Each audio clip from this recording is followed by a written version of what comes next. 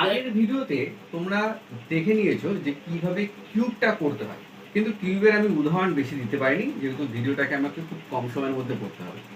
আমি আরেকটা উদাহরণ নিয়েছি। তো এই উদাহরণটা তোমাদের করাই কেমন করে করবো দেখো। প্রথমে যে প্রসেস বলেছিলাম সেটাই। প্রথমে এই নাম্বারটার কিউব করবো। 2 এর কিউব করলে কত হবে?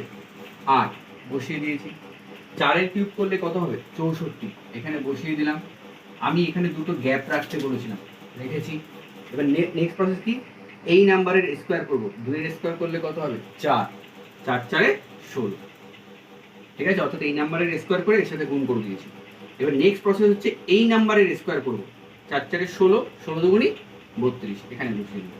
ক্লিয়ার? একবার এটাকে স্কোয়ার করে এর সাথে গুণ করব, আর একবার এটাকে স্কোয়ার করে এর সাথে গুণ করব।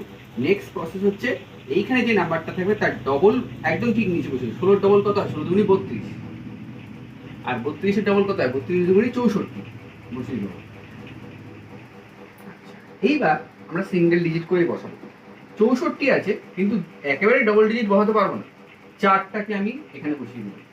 এই যে 6 আছে, সেই 6টাকে আমি এই পাশে ক্যারি করবো। ঠিক আছে, তাহলে 4 5 6 6 6 12, 2 হাতে কত? হাতে 1, 6 আর 1 7, 7 আর 3 10।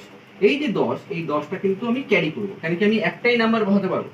এই 10টা কোথায় বসাবো? এইখানে বসাবো। দেখো 32, 32 আর 10 42, 42 আর 6 48, 48 আর 10 হচ্ছে 58, 58 এর আমি কি বসাবো? 8 বসাবো।